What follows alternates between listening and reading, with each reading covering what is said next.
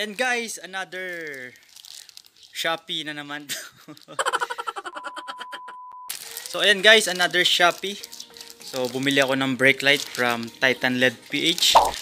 So nakita ko maraming magandang review doon na malakas nga raw tong LED light na to. So ito yun. So kakabit ko siya mamaya. At papakita ko kung ganong kalakas. At paano ikabit dito sa Ford Fiesta. Pero bago yun guys, so papakita ko muna kung paano palabasin ang secret menu dito sa Ford Fiesta. So I think same lang sa lahat to kung 1.4 ka or 1.6 sa 2011 model. Yan, bago isusi, so i-click nyo lang tong button dito ng 3 to 5 seconds. So 1, 2, 3, then yan, susi nyo. Hanggang dyan lang muna. Then tignan nyo may lalabas dito na test. Ayan. So after nun, pwede nyo na siyang bitawan. So dyan sa test na yan, so ilolong press nyo lang dito or yan, pwede naman palang isa-isa lang. So hanapin nyo yung coolant or kung anong gusto nyo display. Ayan. So press nyo lang ulit. Okay. Bago nyo start, so hanapin nyo muna yung coolant. Ayan, so ayun yung coolant. So sa ngayon, dahil hindi pa maandar at hindi pa napandar ngayong araw, kaya ganun pa kalamig. So once na naka-display na yan, pwede nyo na start.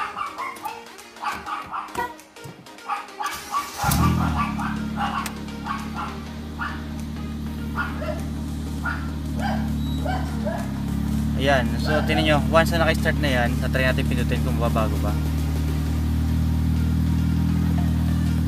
Oh, so pwede pang baguhin. Pero hassle. Ayan, so dahil umaandar na, ayan, tumataas na. Tumaas siya sa 43. Ayan, 44 degrees Celsius. 45. So ganoon lang palabasin siya. So pag wala pa kayong gauge na maikabit, pwedeng pagtiyagaan to. Every time na bago kanyo i-start yung sasakyan, kailangan nyo palabasin yung secret menu para nadidetect nyo rito kung anong degree Celsius na. Madidetect nyo rito ang digital, syempre. So yan. So yan guys, so bubuksan ko na yung binili ko sa Titan LED PH. So hindi ko pa siya nabubuksan. So ngayon ko lang siya bubuksan. So check natin yung quality. Kung ganong kalakas.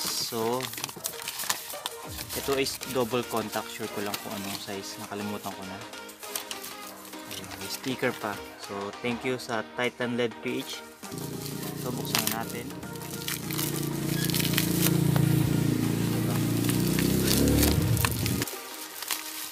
Palitan ko yung brake light ko. Ayan. Yan, makikita nyo double contact siya. So dalawa yung bakal niya. So ang size nito ay ilalagay ko na lang dito sa screen yung size nito. And yung saktong screenshot na pagka-order ko sa Shopee. Yan. So ngayon is pabaklasin ko muna itong kaliwa. So may dalawang clip dito yan. Ayan. Isa, dalawa. Then meron siyang tatanggaling clip sa likod. So lulugan ko muna ito.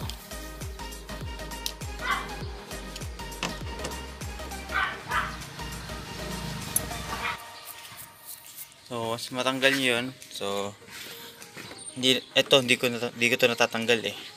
So tinanggal ko lang siya para maibaba ko to. So ito ang angat natin. Yan. So ito may dalawang clip dito. Pero once na hiniklat niya yan, angat na rin yan. Tanggal na rin.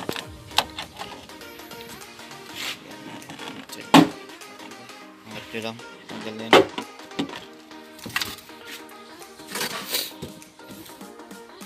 Then, ito. Angat nyo lang to. Ayan. Ayan. So, magkakaroon na ng daan.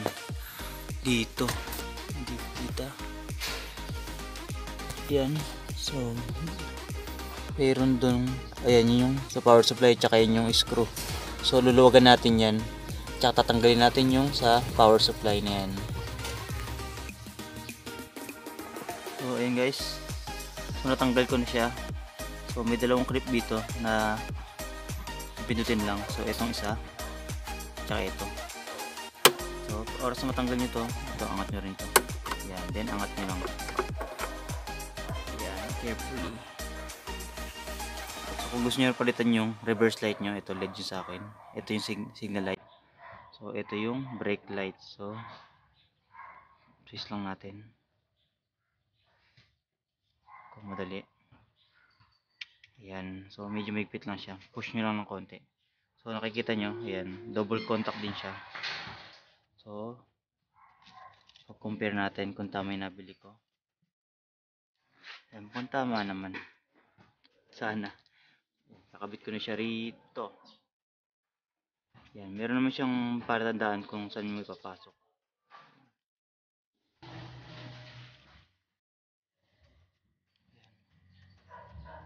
Okay. Yan, so nakapit na siya guys, ayan. Then babalik ko na siya. Ayan, dahan-dahan lang din.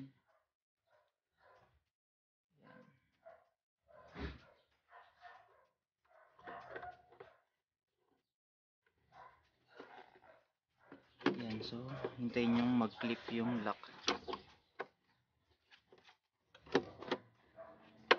Ayan, one down.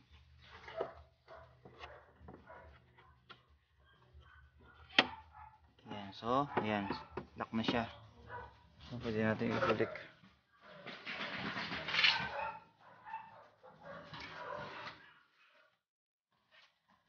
Power supply. Then, ayan. May dalawang clip dito. Tapat nyo lang.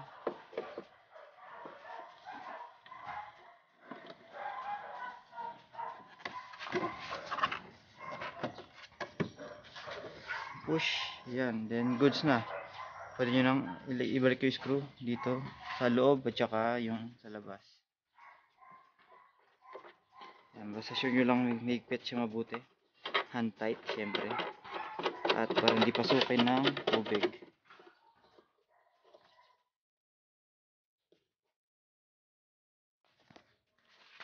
Yeah, so same lang sa kanan. So tanggalin yung clip, then so same lang sa kaliwa yung sa kanan. So ayan, natanggal ko ni sa akin. And ipapalit ko na yung LED. So dalawang clip lang din dito. Tandahan baka maputol. Ayan, so oras na tanggal na, atakin nyo lang.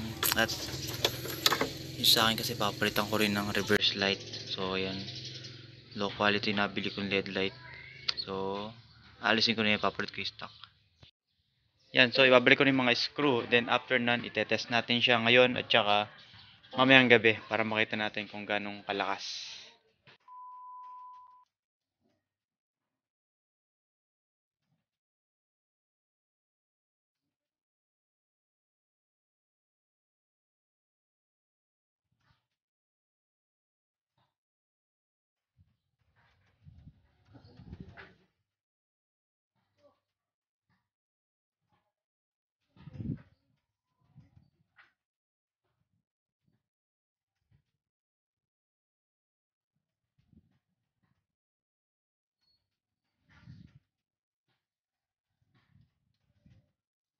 Yan, so maliwanag pa. Dito ko siya lalagay. Ayoko.